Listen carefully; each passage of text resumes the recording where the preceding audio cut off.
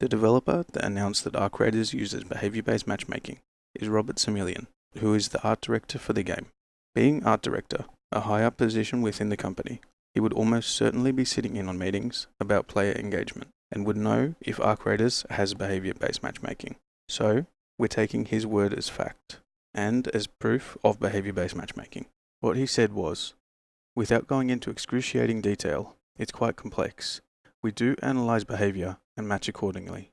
It's a vague statement, but it does confirm the existence of behavior-based matchmaking in Arc Raiders. This isn't as big a deal as you might think. I'll explain why behavior-based matchmaking in Arc Raiders is weak, loosely followed, and shouldn't be of concern to any players. It's an understatement to say that data collection on player aggression isn't a perfect science. How you play, how close you get to other players, whether you follow them or not, what you say, and how you say it, to convey that you're friendly, and many other intangible factors will influence whether other players trust you or not. But what we'd see from a strong behavior-based matchmaking system is a noticeable difference so profound that it's more impactful than the multitude of intangible factors that change from encounter to encounter. And to cut to the chase, we don't see this in Arc Raiders. The Arc Raiders behavior-based matchmaking system is weak and barely noticeable, and it does not impactfully change your rates. If we get a lot of kills, we should get put into lobbies with more aggressive players, and vice versa. If we die a lot, we should get put into more friendly lobbies. All of my raids are on Stellamontis, the most PvP-centric map. I'll start off by establishing a baseline.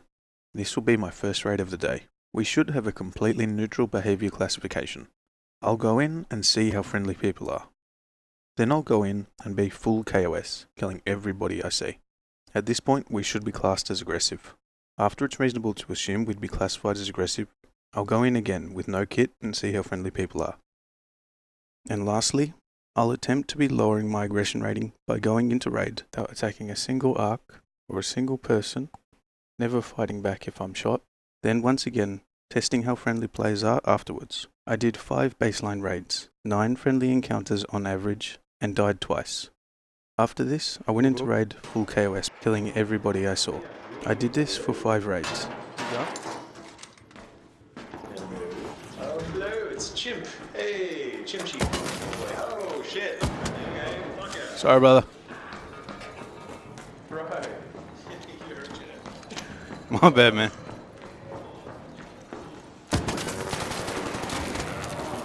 Sorry, bro. Afterwards, I did another test, going in with nothing and seeing how friendly people were.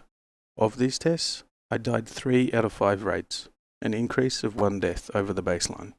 I then tried to reduce my aggression behavior score by letting other players kill me, and then, again, I did a test. Of the test, I died 3 out of 5 raids. The exact amount of times I died after killing everybody and being aggressive, although still 1 more death than the baseline.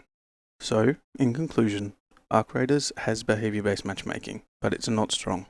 The gear players come in with, their fear of losing it, the value of items they've picked up in raid, will ultimately determine if they're willing to take the risk of being friendly with you. The value of the kit you bring in also plays a big role. If you bring in a nice suppressed gun, other players can hear when you shoot, and that likely you have other good items, and it might just be enough for them to try and take it from you. On top of that, when looting high-tier areas, other players will be less inclined to willfully share the loot, and may take you out just to prevent you from stashing something good away in your safe pocket. The prime example of this is the breach room on Blue Gate. I'm generally a very friendly player, but if someone else is trying to loot that room, I'll fight tooth and nail to stop them. The last factor I think is also very important is the time of day and the day of the week. For some reason, weekend players and players in the morning are far less likely to be friendly. Something else you might be wondering is, what if I block other players that are aggressive? Surely if I block enough of them, then I'll stop getting put in lobbies with so many of them. While the reasoning behind this is sound, in practice, blocking players doesn't actually stop the game from queuing you against them again. The one exception to this is on Xbox, but for the rest of us, blocking people only blocks the social communication through Steam or PSN. Things like friend requests, messages through Steam or PSN, or party invites. You can still get matched against them in-game.